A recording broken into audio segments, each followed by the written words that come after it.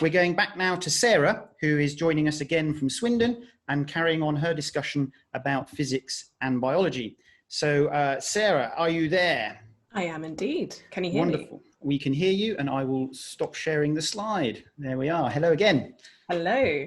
So if you joined me about an hour ago, you might have seen some fairly gruesome science to do with the sort of physics in the context of space.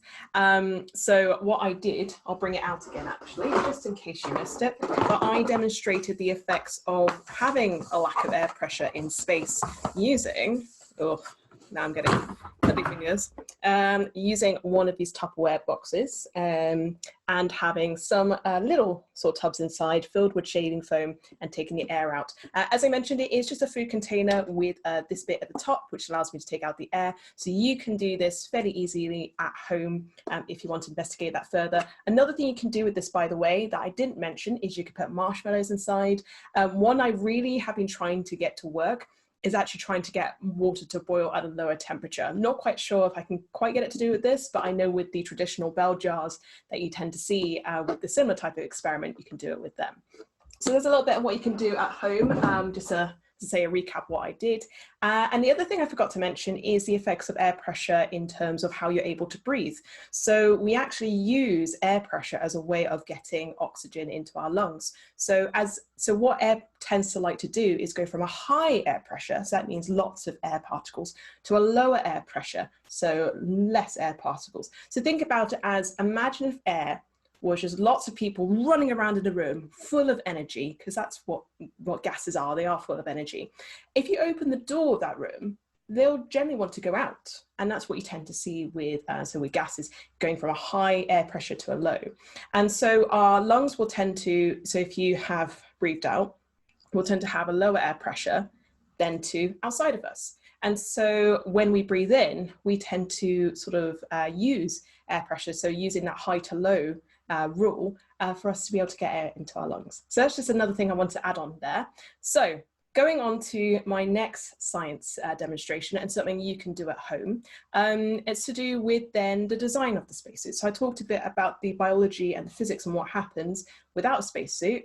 Okay, so let's pressurize spacesuits. So let's make sure that we have enough air pressure in the spacesuits so that astronauts don't have the horrific effects. But it does come with another problem. Generally, sometimes this happens in science, that we try to fix a problem and then we end up creating another problem. So I'm going to demonstrate this with a long balloon. So as I said, you can just do it with things so you could buy this in a shop, or you might have some leftovers from a birthday party or another celebration. But imagine if, let's say we have the arm of an astronaut, and imagine if they're wearing a spacesuit that has been pressurized, and it'll look a bit like this. The problem is when you pressurize the suits, it can mean that the walls can get more rigid. So if I try to bend this balloon, I can a little bit, but I don't feel very comfortable doing it. And it's not very easy to because of the pressure. And yeah, it makes these walls quite rigid.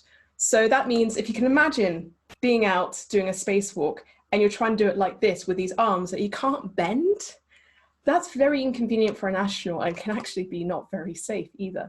So what do engineers do when thinking about designing a suit? They think about introducing different breaking points. And a way in which you can investigate this at home is getting a long balloon like this and putting elastic bands along them. And what you'll tend to find is if I do that very cautiously, because I don't want the balloon to bother me, but as you can see, it is much easier me to now bend this balloon. It's much, much easier. And so what they'll tend to do is put these breaking points throughout the astronaut suits. And you might have noticed things like the rings on the arms can also be really helpful. And that's how we are able to solve that problem. And, you know, the astronaut suit is, it's not just things like the different breaking points that you need to think about. You also have to think about how do you, so think about things like the visor, to things like, well, the fact that the suit is white, why is that? And think about reflecting light. And also if you think about, so this is just a little astronaut that I've got. So if you think about all the different aspects of an astronaut suit design, it's more than just the air pressure you need to think about. But it is about how do you make sure it's safe for the astronauts to use, so things like pressurization, but also you need to think about the practicalities like this, so actually making sure that they can still do their job. Another way in which you could do this, by the way, is using a slinky. So if you have a metal slinky at home, I do because slinkies are great to have. You could also blow up a balloon inside and do the same sort of thing. Bend it like that. The last time I did that on camera, it popped, so I feel very cautious of doing that.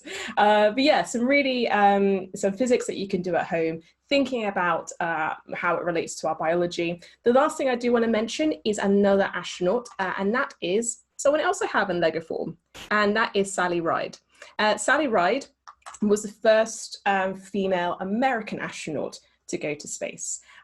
She had a physics background. So just thinking about, I mentioned the last hour, I mentioned Mae Jemison, who had a medical background originally, and then you had someone like Sally Ride, who had a physics background instead. So when I was mentioning how it's really important to have multidisciplinary teams of people who go to space, but also the people that support these astronauts down on the ground. And the really cool thing about Sally is that she was someone who inspired Mae to apply for the NASA program to become an astronaut herself. So it's also not just about having multidisciplinary teams, but also people who inspire the next generation.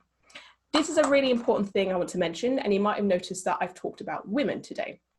And as much as having all the different skills and knowledge, it's also important now we have a diverse range of people in space. There have been 566 astronauts who've gone to space. Out of all of the 566, only 65 have been women. That is approximately 11.5%. And then we could talk about women. We can also, so actually on that note, you might have heard a story, I think it was last year, where there was meant to be an all-women spacewalk, and unfortunately the spacesuit size wasn't appropriate for one of the astronauts. So unfortunately they had to cancel that. And it's thinking about little things like this in terms of people who also work on the ground supporting the astronauts, that, you know, it's really important that you have people who are able to see that. So that's why it's really, really important to have a diverse range of people in, so working for places like NASA, for the European Space Agency, JPL, all the different space agencies around the world. That's talking about women. If we then think about other types of representation, Sally Ride is the only person that we know of who is from the LGBTQ+ community. And then if we talk about Black people going to space, only 14 out of the 566 astronauts have been Black, and that's approximately 2.5%. I did want to mention that because as much as we can talk about the science, we also need the people as well. And so that is something I feel like we've gotten better on over the years, but we have much more work to do. I'd recommend you looking up people like Mae and Sally. There's loads of other amazing people that have gone to space.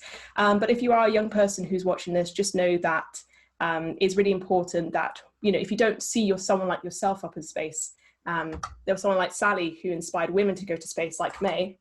And just remember that the people that you see there might be there to inspire you. But if you don't see someone like yourself, it doesn't mean that you don't belong there. So don't let that stop you. I'll leave it there. Thank you very much for having me, Melbourne Science in the Park.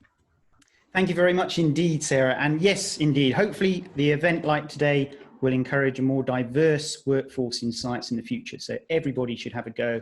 And if you find it at all interesting, keep studying, and hopefully we'll see you perhaps in the future present about science and technology as well. Thank you, Sarah, for joining us.